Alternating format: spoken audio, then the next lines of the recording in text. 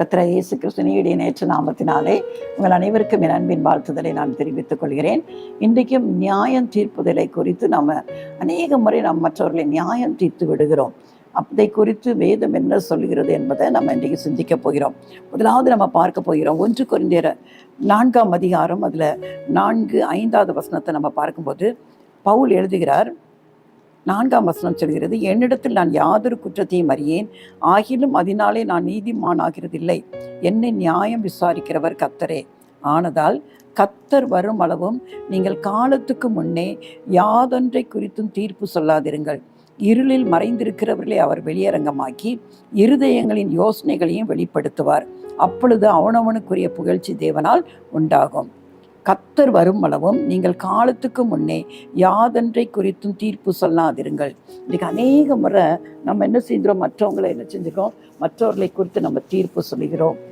அவங்க எனக்கு தெரியாதா, அவங்க இப்படிப்பட்டவர்கள் என்று சொல்லி நம்ம என்ன செஞ்சிடறோம், தீர்ப்பு எழுதுறலாய் நம்ம அநேக நேரம் நம்ம ஜட்ஜஸாக இன்றைக்கு என்ன செஞ்சிடறோம், மாறி விடுகிறோம். ஆனால் அவர் என்ன சொல்கிறாரு, இருளில் மறைந்திருக்கிறவைகளை அவர் வெளியரங்கமாக்கி இருதயங்களின் யோசனைகளையும் கர்த்தர் வெளிப்படுத்துவார். ஒருவேளை வெளிப்படையாக சில பேரை பார்த்தா ரொம்ப நல்லவங்களாக இருக்கலாம், ஆனால் உள்ளுக்கு அவங்க எவ்வளவு பாவத்தில் வாழ்ந்து கொண்டிருக்காரு நமக்கு தெரியாது.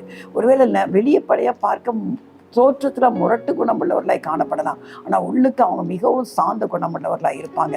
நம்ம எதை குறித்து நம்ம என்ன செய்ய முடியாது, நியாயம் தீர்க்கவே முடியாது என்று வேதம், நியாயம் தீர்க்கக்கூடாது என்று சொல்லி என்ன செய்யுது வேதம் சொல்கிறார். ஆண்டவர் சொல்கிறார், மனுஷன் எதை பார்க்குறான், முகத்தை பார்க்குறான், கர்த்தரோ இருதயத்தை பார்க்கிறார் என்று வேதம் சொல்கிறது.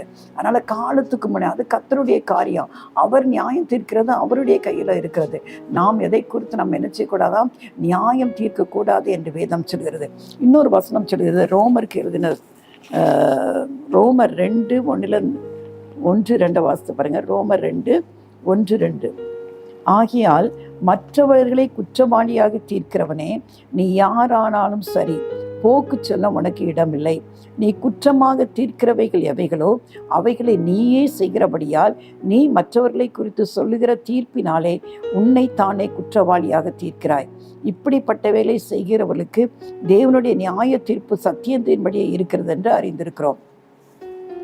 இன்னும் வேதம் சொல்கிறது, ஒரு பழமொழி சொல்லுவாங்க, நீ ஒரு கையை நீட்டி மற்றவங்களை குற்றம் சாட்டினா, மற்ற 4 ஒரு விரலை நீட்டி மற்றவங்களை குற்றம் சாட்டினா மற்ற 4 விரலும் ஒன்றை பார்த்து இருக்கிறது சொல்லி நம்ம மற்றவங்களை எளிதாக நம்ம குற்றவாளின்னு சொல்லிடுறோம். ஆனால் அவங்க செய்கிற அதே குற்றத்தை நம்மளும் என்ன செஞ்சுட்டோம், செய்து கொண்டு இருக்கிறோம். ஆனால் அது நமக்கு பெருசாக தெரியாது. ஆனால் வேதம் என்ன சொல்கிறது, நீ யாராக இருந்தாலும், மற்றவங்களை யார் நீ குற்றவாளியாக தீர்க்கிறியே, நீ யாராக இருந்தாலும் பரவாயில்ல, நீ போக்கு சொல்கிறதுக்கு, சாக்கு போக்கு சொல்கிறதுக்கு உனக்கு என்ன கிடையாது, இடமில்லை.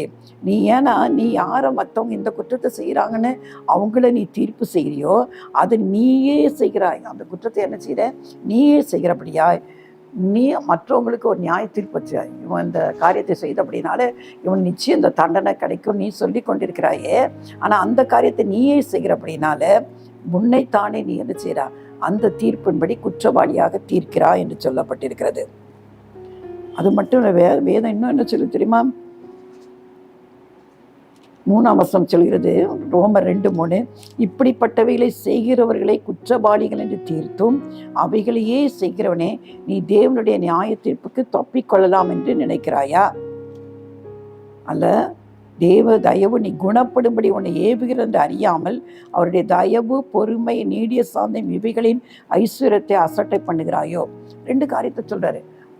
நீ அவன் குற்றவாளின்னு சொல்கிறபடி சொல்லிட்டு நீயே அதை செய்கிறதுனால நீ நினைக்கிற நான் தேவனுடைய நியாய தீர்ப்புக்கு தப்பித்து கொள்வேன்னு நினைக்கிறியா?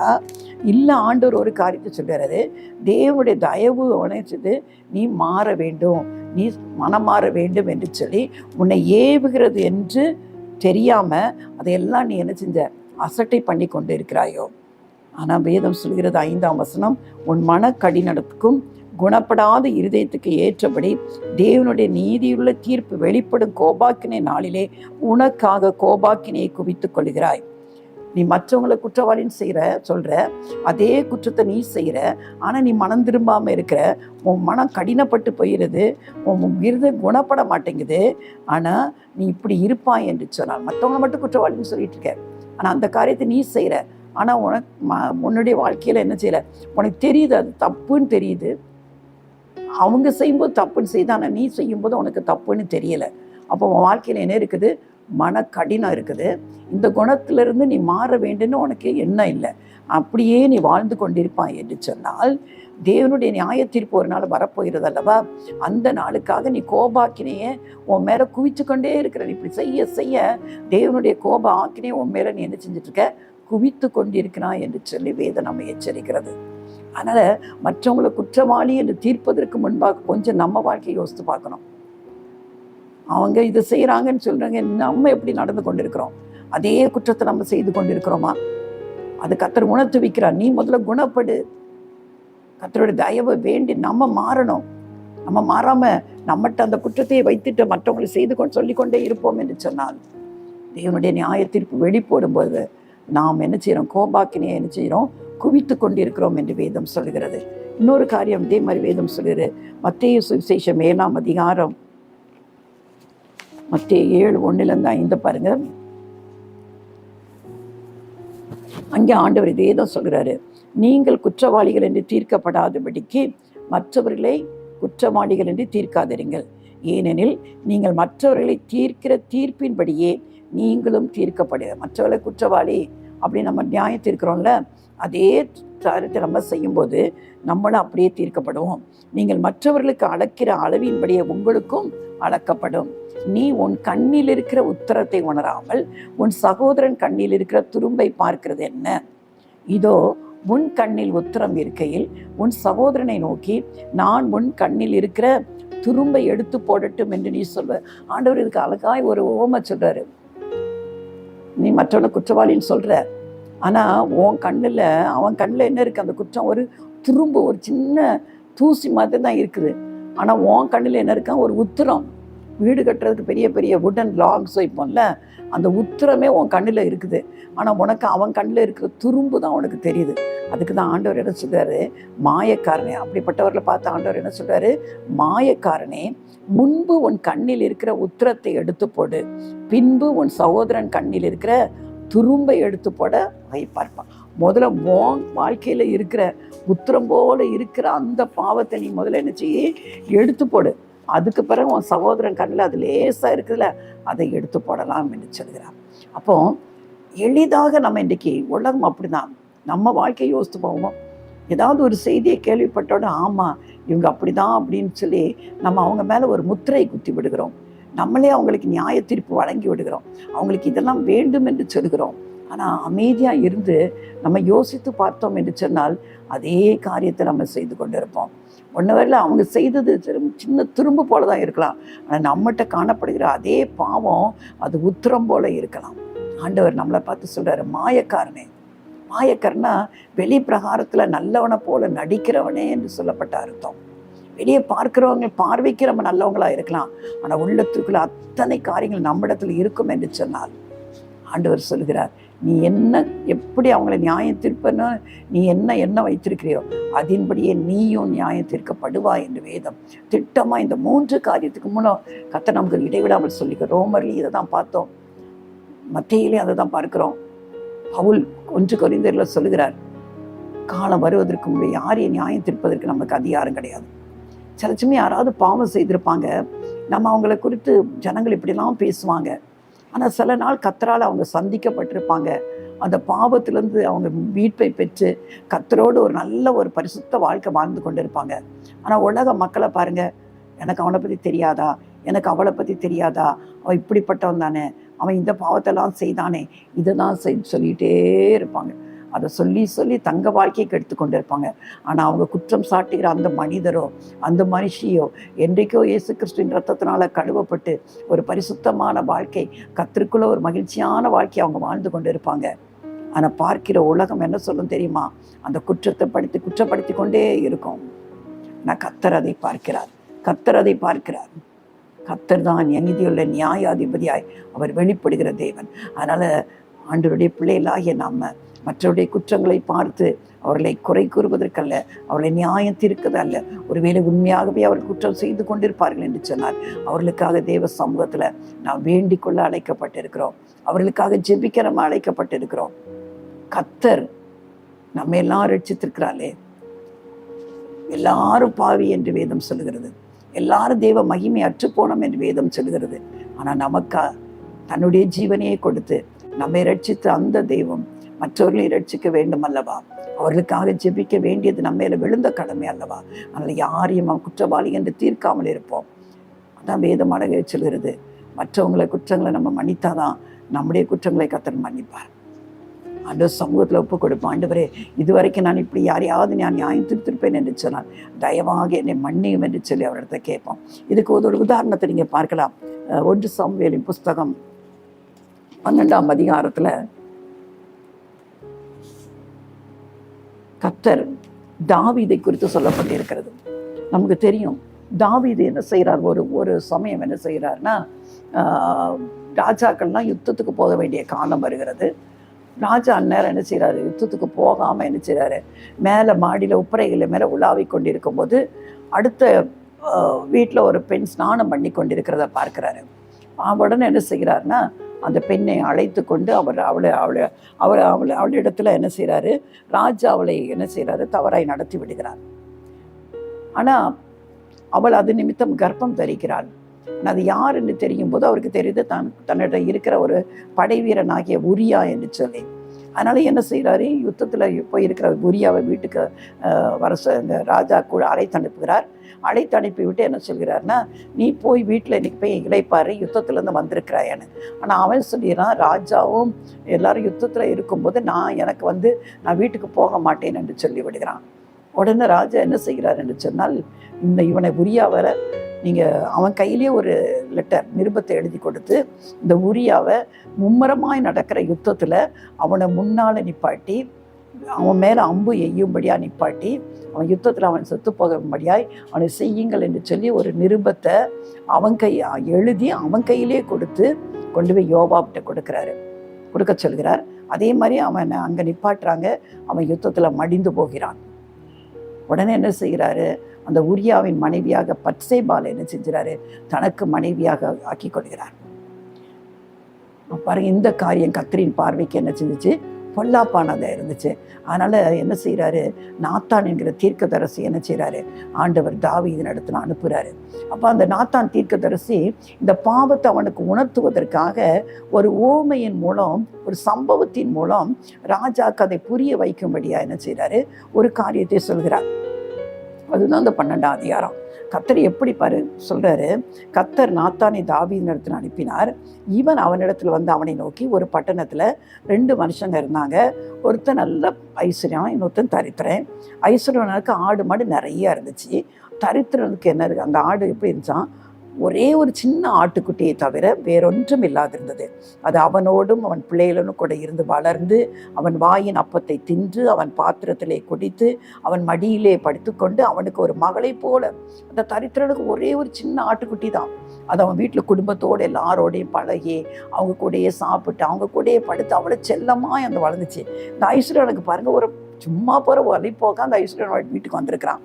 அவன் வந்த வழிபாக்கனுக்கு சமையல் பண்ணி வைக்க என்ன செய்கிறான், இவனுக்கு இத்தனை ஆடு மாடுகள் இருந்தும் அவன் என்ன செய்யறான், தான் ஆட்டை எடுக்காம அந்த தரித்தனுடைய ஆட்டுக்குட்டியை பிடிச்சி என்ன செஞ்சிடான், சமைத்து அவனுக்கு கொடுத்துடலாம். உடனே பாருங்க, இதை கேட்ட உடனே தாவீது, அந்த 12ஆம் அதிகாரம் 5ஆம் வசனம், அப்பொழுது தாவீது அந்த மனுஷன் மேல் மிகவும் கோபம் கொண்டவனாகி நாத்தானை பார்த்து, இந்த காரியத்தை செய்த மனுஷன் மரணத்துக்கு பாத்திரன் என்று கர்த்தருடைய ஜீவனை கொண்டு. இவன் நியாய தீர்ப்பு சொல்றான். யார் இந்த காரியத்தை செய்தானோ அவன் எப்படிப்பட்டவன், இவனே நியாய தீர்ப்பு கொடுக்குறான். மரணத்துக்கு பாத்திரன் என்று கர்த்தருடைய ஜீவனை கொண்டு சொல்கிறேன். அவன் இரக்கமற்றவனாயிருந்து இந்த காரியத்தை செய்தபடினால் அந்த ஆட்டுக்குட்டிக்காக 4 தனி திரும்ப செலுத்த வேண்டும். 2 நியாய தீர்ப்பு சொல்றான். இவன் இப்படி பண்ணிட்டான் அப்படின்ட்டு ஐஸ்வர்யன் இவன் என்ன நியாய தீர்ப்பு கொடுக்குறான். 1 மரணத்துக்கு அவன் பாத்திரன், ஆனால் அவனுடைய தரித்திரனுடைய ஆட்டை எடுத்துக்கொண்டபடினால 4 தனியாக அவன் என்ன செய்யணும், ஆட்டை திரும்ப அவனுக்கு கொடுக்கணும்னு சொன்னான்.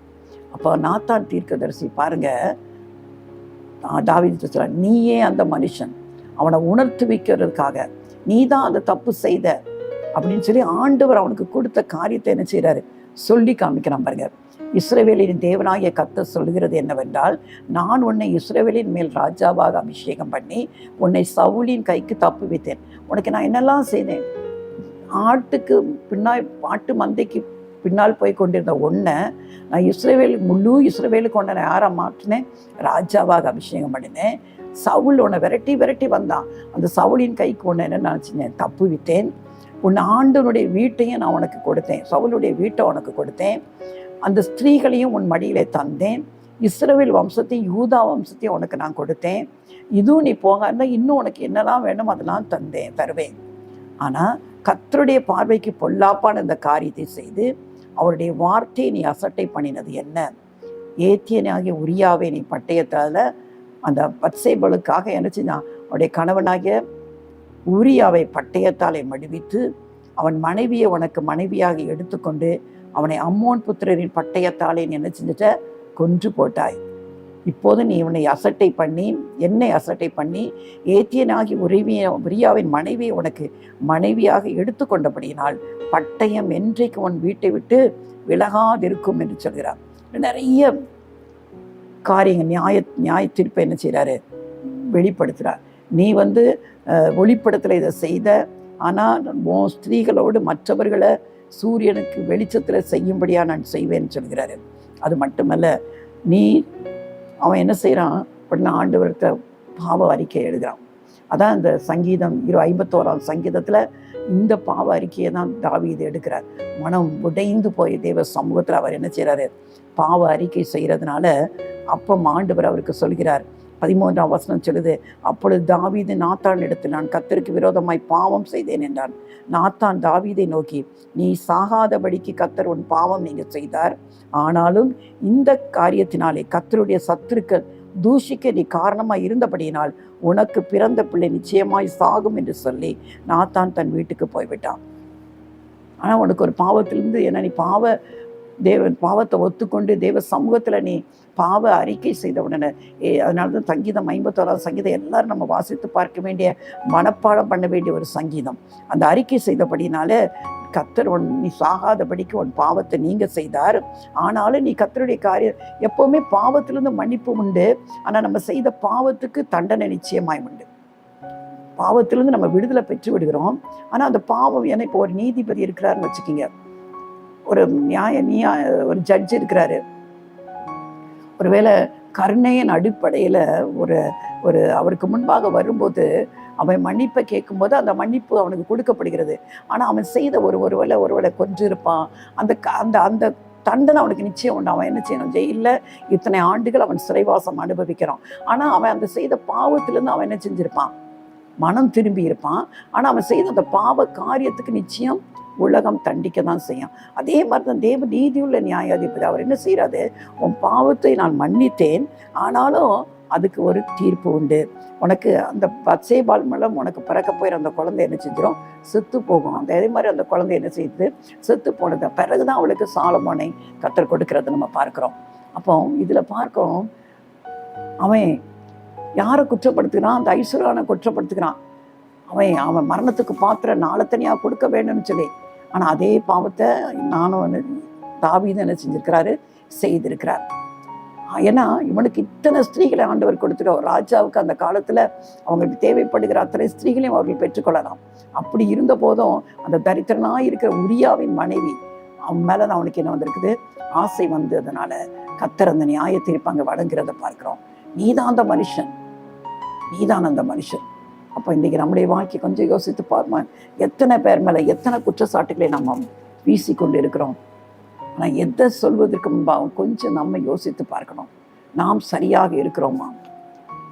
அவர்கள் என்றைக்கோ அவர்கள் மன்னிக்க இயேசு கிறிஸ்துவின் ரத்தத்தினால அவங்க உணர்த்தப்பட்டவர்களாய் பாவ மன்னிப்பை தேவனிடத்திலிருந்து அவர்கள் பெற்று இருப்பார்கள். ஆனால் நம்ம இன்னைக்கும் அவங்க செய்த பாவத்தை சுட்டி காண்பித்து கொண்டு இருக்கிறோம் அல்லவா? நம்ம தேவனுடைய நியாய தீர்ப்புக்கு நம்ம தப்பித்துக்கொள்ள முடியுமா? யோசித்து பாருங்க. அதனால் யாரையும் குற்றவாளியாக தீர்ப்பது நம்முடைய கடமை கிடையாது.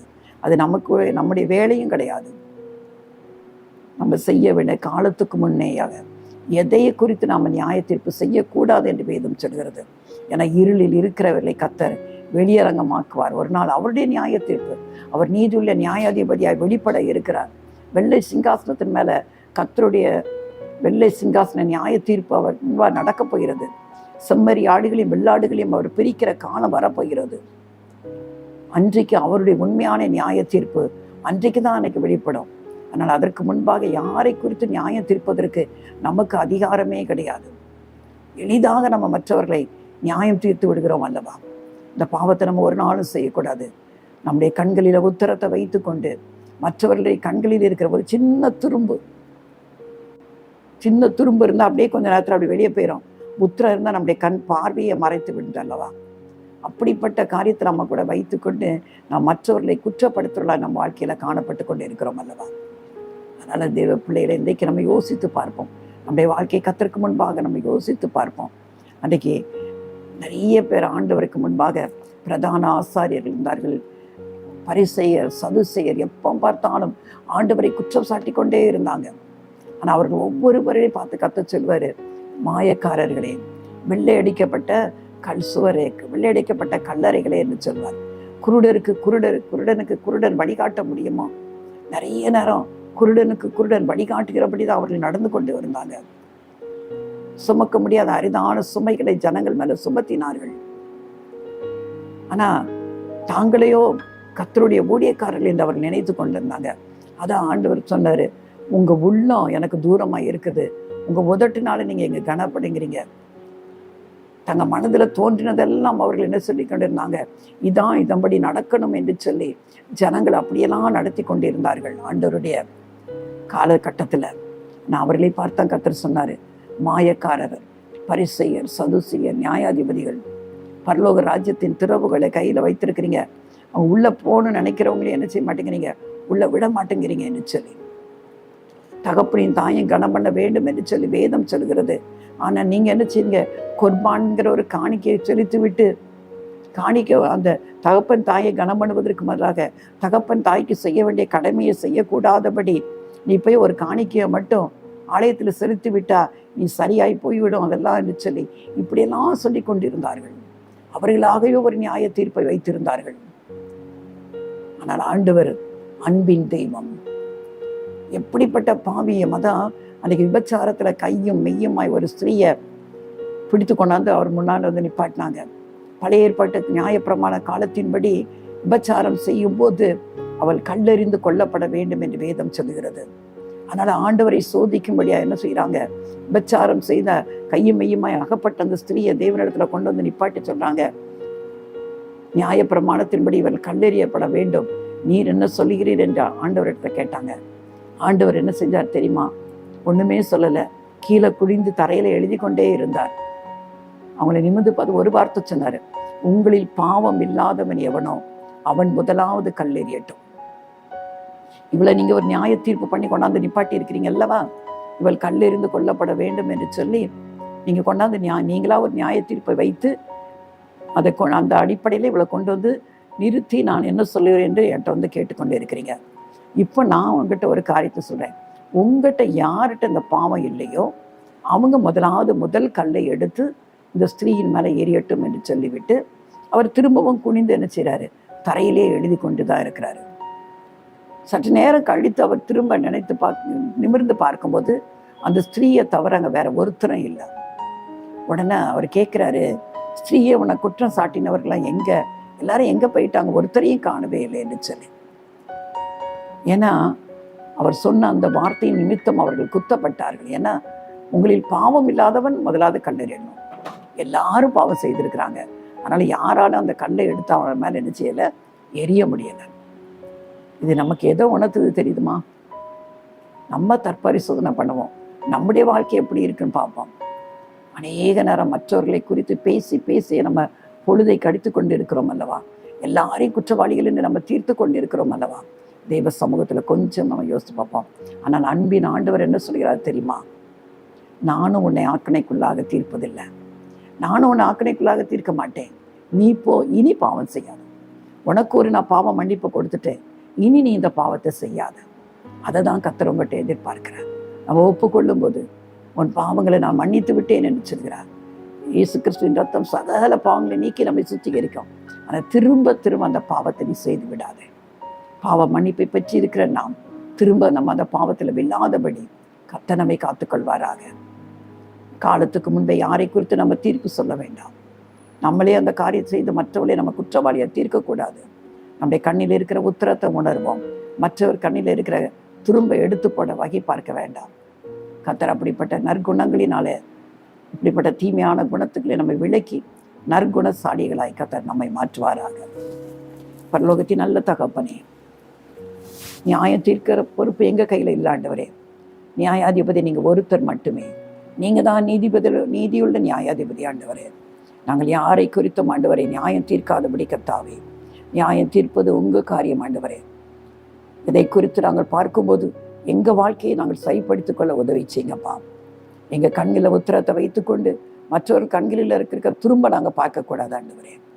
அன்றைக்கி நாத்தான் தீர்க்கதரிசினால தாவீது உணர்த்தப்பட்ட போது, நீயே அந்த மனுஷன் என்று உணர்த்தப்பட்ட போது ஆண்டவரே, அவன் மனம் கசந்து உங்களுடைய சமூகத்தில் பாவ மன்னிப்பை பெற்றுக்கொண்டது போல ஆண்டவரே, இன்றைக்கும் அப்பா யாரெல்லாம் தாங்கள் செய்கிற காரியத்தை குறித்து மனவேதனைப்பட்டு உணர்த்தப்பட்டு உங்கள் சமூகத்தில் அழுது விண்ணப்பிக்கிறார்களோ, ஒவ்வொருடைய பாவத்தையும் உங்கள் கிருபையுள்ள நீர் எங்களுக்காக சிந்தின குற்றமற்ற மாசற்ற அந்த இரத்தத்தினாலே கழுவி ஒவ்வொருவருக்கும் அந்த பாவ மன்னிப்பின் நிச்சயத்தை அவர்கள் பெற்றுக்கொள்ளும்படியா கர்த்தர் அனுகிரகம் செய்யுங்க ஆண்டவரே.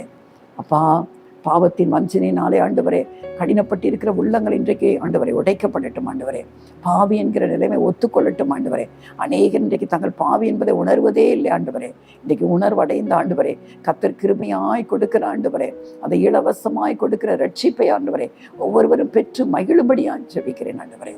இதை கேட்டுக்கொண்டிருக்கிற யாராக இருந்தாலும் அப்பா, ஐயோ இந்த பாவத்திலிருந்து என்னால் விடுபட முடியவில்லையே, விடுபட வேண்டும் என்று தான் நினைக்கிறேன், ஆனாலும் முடியவில்லையே என்று சொல்லி புலம்பிக் கொண்டிருப்பார்கள் என்று சொன்னால், இயேசு கிறிஸ்துவின் ரத்தம் சகல பாவங்களை நீக்கி நம்மை சுத்திகரிக்கும் என்ற வேத வசனத்தின்படி பாவத்திலிருந்து விடுதலை அளிக்கக்கூடியது இயேசு கிறிஸ்துவின் ரத்தம் ஒன்று மட்டுமே என்பது அறிந்தவர்களாய் உங்கள் சமூகத்தில் வந்து ஆண்டவரே, நீங்கள் இலவசமாய் கொடுக்கிற தங்கள் மன உடலை வருத்த வேண்டிய தேவையில்லை. அதற்காக நாங்கள் சுய பிரயாசம் எடுக்க வேண்டிய தேவையில்லை. மலைகளையோ ஆறுகளையோ தேடி ஓட வேண்டிய தேவையில்லை ஆண்டவரே. நீங்கள் இலவசமாய் கொடுக்குற அந்த ரட்சிப்பை ஆண்டவரே அவர்கள் பெற்றுக்கொள்ளத்தக்கதாய் ஆண்டவரே அவருடைய மனக்கண்களை திறந்து கொடுங்க ஆண்டவரே. அவள் இந்த பாவ வாழ்க்கையிலிருந்து விடுதலை அடைய உதவி செய்யுங்க ஆண்டவரே. உடைய பரலோக குடிமகன்களாய் ஒவ்வொருவரையும் மாற்றி கொடுங்க ஆண்டவரே. அது மட்டுமல்ல, என்னென்ன காரியத்திற்காக வேதனைப்பட்டு கலங்கி கொண்டிருக்கிறார்களோ அந்த காரியத்தில் உடைய பிள்ளைகளுக்கு கர்த்தர் உதவி செய்யுங்க ஆண்டவரே. அவருடைய கண்ணீர் எல்லாம் துடைக்கப்படட்டும் ஆண்டவரே. அவருடைய துக்கம் சந்தோஷமாய் மாறட்டும் ஆண்டவரே. அவருடைய பெருமூச்சை கேட்டு ஆண்டவரே அவர்களுக்கு இரக்கம் செய்யும்படியாய் உங்கள் சமூகத்தில் அன்பு பிள்ளைகளை ஒப்புக் கொடுக்கிறேன். கர்த்தர் ஒவ்வொருவரையும் ஆசீர்வதிங்க அப்பா. உடைய நாம மகிமைக்காக ஆண்டவரே அவர்கள் தங்கள் வாழ்க்கையை அர்ப்பணிக்கத்தக்கதாய் கர்த்தர் உடைய பிள்ளைகளுக்கு உதவி செய்யுங்க. இயேசு ரட்சக நாமத்தில் ஜெபிக்கிறேன் நல்ல பிதாவே, ஆமென்.